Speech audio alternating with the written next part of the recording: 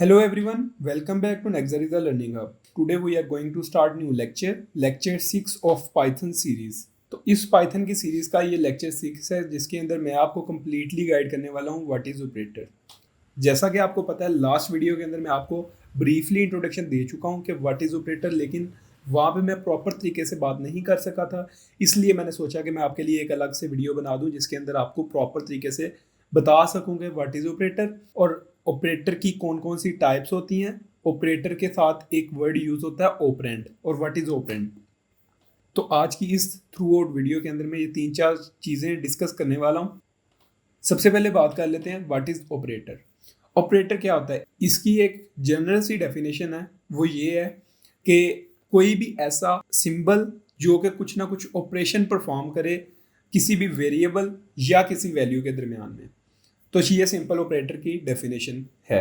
अब मैं आपको समझा देता हूँ, इस डेफिनेशन से आपको चीज़ समझ नहीं आएगी कि ऑपरेटर क्या होता है। ऑपरेटर आपने देखा होगा plus minus multiply divide add equal to not equal to less than greater than, इस तरह के जो सिंबल्स हैं वो सारे आपके जो है ना ऑपरेटर कहलाते हैं। ठीक है, इन सब सिंबल्स को ऑपरेटर कहा जाता है। अब इन सब सिंबल्स की कुछ ना कुछ फंक्शनैलिटी है, कुछ ना कुछ ये ऑपरेशंस परफॉर्म करते हैं। अब ये जिस चीज़ के ऊपर ऑपरेशन परफॉर्म करते हैं उस चीज़ को ऑपरेंड कहा जाता है। ऑपरेंड एक न्यू चीज़ है।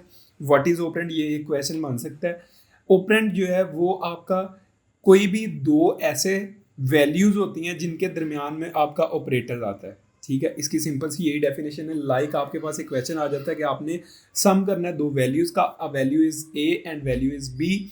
ए वेरिएबल के अंदर कुछ ना कुछ वैल्यू स्टोर है और बी वेरिएबल के अंदर कुछ ना कुछ वैल्यू स्टोर है। तो आप कह लेते हैं कि ए के अंदर मेरा स्टोर है 2, बी के अंदर मेरा स्टोर है 4। मैं यहाँ पे लिख के भी आपको दिखा देता हूँ, a is equal to 2, b is equal to 4।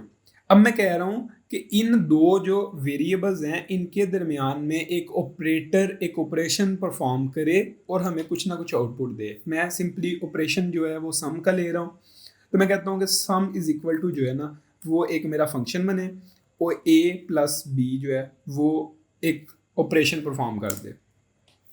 तो इस तरह से कुछ आपका ये काम करता है ऑपरेटर। अब जो इसमें प्लस का सिंबल है वो आपका ऑपरेटर होगा। ए और बी जो आपका साइडों पे नजर आ रहे हैं वो दो वैल्यूज हैं, ये वेरिएबल्स हैं। उन दोनों वैल्यू और वेरिएबल्स को ऑपरेंड कहा जाता है। ये सिंपल सा डिफरेंस आपको ये समझ आ गया होगा। अब हम नेक्स्ट चीज पे चलते हैं।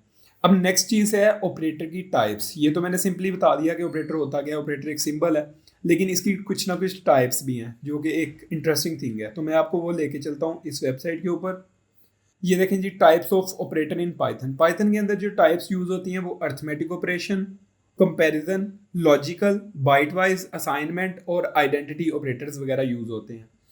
अब इन ऑपरेटर्स का काम क्या क्या है उसने यहाँ पे नीचे हमें वो भी प्रॉपरली बता दिया कि कौन कौन से सिंबल्स जो हैं वो किस किस टाइप में आते हैं। अब जो अर्थमेटिक है ना, अर्थमेटिक कुछ इस तरह के होते हैं जो प्लस माइनस डिवाइड मल्टीप्लाई इस तरह की फंक्शनैलिटी परफॉर्म करते हैं, उनको कहा जाता है अर्थमेटिक्स ऑपरेटर।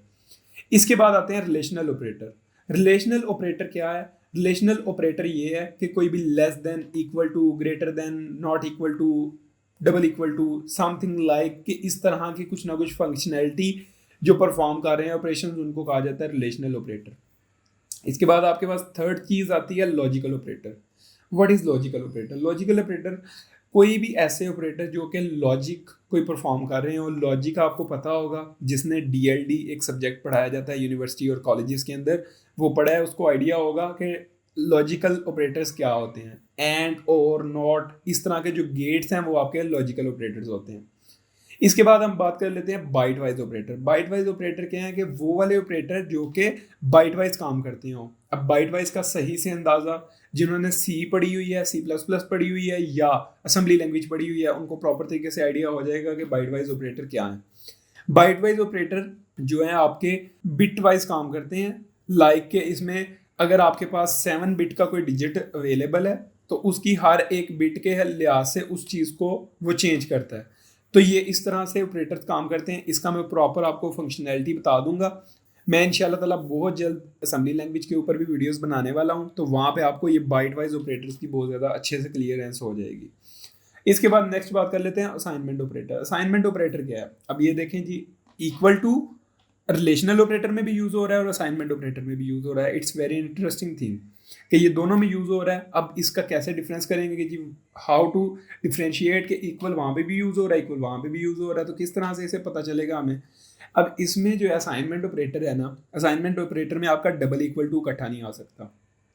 आपका इक्वल टू आएगा कि कोई भी चीज़ आपने असाइन करवानी है किसी भी चीज़ को। इसमें जो सिंपल सा रूल है वो यही है, जो आपकी लेफ्ट साइड पे वैल्यू पड़ी होती है वो आपकी डेस्टिनेशन प्लेस होती है, और जो आपकी इक्वल टू के राइट साइड पे वैल्यू पड़ी होगी वो आपकी सोर्स वाली वैल्यू पड़ी होगी। तो इस तरह से आपका जो है ना असाइनमेंट ऑपरेटर काम करता है, यानी कि इसके लेफ्ट और राइट में जो वैल्यूज़ पड़ी होती हैं वो वाली काम करती हैं, लेफ्ट पे डेस्टिनेशन और राइट पे सोर्स। इसी तरह प्लस इक्वल टू क्या काम करता है, ये काम करता है कि जो वैल्यू आपकी राइट पे पड़ी हुई है उसको प्लस करेगा लेफ्ट वाले के अंदर और लेफ्ट के अंदर ही स्टोर करवा देगा। इसी तरह नेगेटिव इक्वल टू भी सेम काम करेगा, मल्टीप्लाई इक्वल टू भी, परसेंटेज इक्वल टू भी सेम काम करेगा कि जो वैल्यू सोर्स वैल्यू है हमारी राइट पे पड़ी हुई है उस वैल्यू को उठा के उसकी फंक्शनैलिटी परफॉर्म करेगा राइट वाली डेस्टिनेशन वाली वैल्यू के अंदर और डेस्टिनेशन के अंदर ही स्टोर करवा देगा। तो इस तरह से आपके ये कुछ ऑपरेटर्स काम करते हैं। अब इसको मैं प्रॉपर तरीके से आपको जुपिटर नोटबुक पे करके दिखाता हूँ। मैं लास्ट वीडियो में आपको कैलकुलेटर बनाना सिखाया हूँ, उसमें हमने सिंपली जो अर्थमेटिक ऑपरेटर्स थे वो यूज़ कर लिए थे। आज इस वीडियो में मैं आपको लॉजिकल ऑपरेटर्स और अदर दीगर जो रेलिवेंट इसके ऑपरेटर्स पड़े हुए हैं वो मैं आपको समझा देता हूँ, दिखा देता हूँ करके कि किस तरह से वर्किंग करते हैं। आज हम पहले सबसे बनाते हैं लॉजिकल ऑपरेटर्स। लॉजिकल ऑपरेटर्स में आपको मैंने जैसा पहले बताया कि गेट्स होते हैं कुछ जो कि फंक्शन परफॉर्म करते हैं, एंड और नॉट इस तरह के। तो मैं इसमें देख लेता हूँ कि किस तरह से वो लॉजिक गेट काम करते हैं। एक वैल्यू बनाते हैं a is equal to 10, b is equal to हमारे पास है जी 20। मेरे पास दो वैल्यू स्टोर है। अब मैं कंडीशन लगाता हूँ इफ़ अगर तो हमारा a जो है वो ग्रेटर देन है b से। a ग्रेटर देन है b से कि नहीं है, पहले तो आप यहाँ पे ये बता दें। देख के पता चल रहा है a लेस देन है b से, क्योंकि a 10 है b 20 है, 10 छोटा होता है b से। तो ये वाली कंडीशन यहाँ पे हमारी फॉल्स हो रही है। अब जब ये चीज़ फॉल्स हो रही है तो ये वाला तो कुछ रिटर्न करने वाला है नहीं, ठीक है। तो ये मैंने एक छोटा सा फंक्शन लिख दिया है। अब इसमें देख के पता चल रहा है कि हमें जो है इफ़ वाली कंडीशन जो है ना वो तो फॉल्स है, वो तो चलने वाली नहीं है, तो सिर्फ एल्स ही हमारा चलेगा। एल्स में क्या लिखा हुआ है, बी इज़ ग्रेटर। तो हमें ये एक छोटा सा ऐसा फंक्शन है जो बता देगा कि ए बड़ा है या बी बड़ा है, ठीक है। तो इसे आप रन करके देख लें तो ऑब्वियसली सी बात है बी बड़ा है 10 से, तो हम इसे रन करके भी देख लेते हैं, वो बी इज़ ग्रेटर। तो ये इस तरह का कोई फंक्शनैलिटी आपने परफॉर्म करनी हो कि दो वैल्यूज़ आपको गिवन है और उनमें से वो पूछ रहा है कि आपकी कौन सी वैल्यू बड़ी है, तो आपको इस तरह से पता चल जाएगा कि कौन सी वैल्यू बड़ी है। तो ये एक छोटा सा फंक्शन मैंने लिख दिया। नेक्स्ट है जी हमारे पास असाइनमेंट ऑपरेटर। असाइनमेंट ऑपरेटर मैंने आपको बताया कि कोई वैल्यू असाइन करवानी हो सोर्स और डेस्टिनेशन के दरमियान में, लाइक के सोर्स से वैल्यू आपने उठाई, डेस्टिनेशन के ऊपर जाके आपने स्टोर करवा दी। तो मैं कहता हूँ ए इज इक्वल टू है मेरे पास 20, बी इज इक्वल टू है ए, यानी कि ए के अंदर 20 पड़ा हुआ है।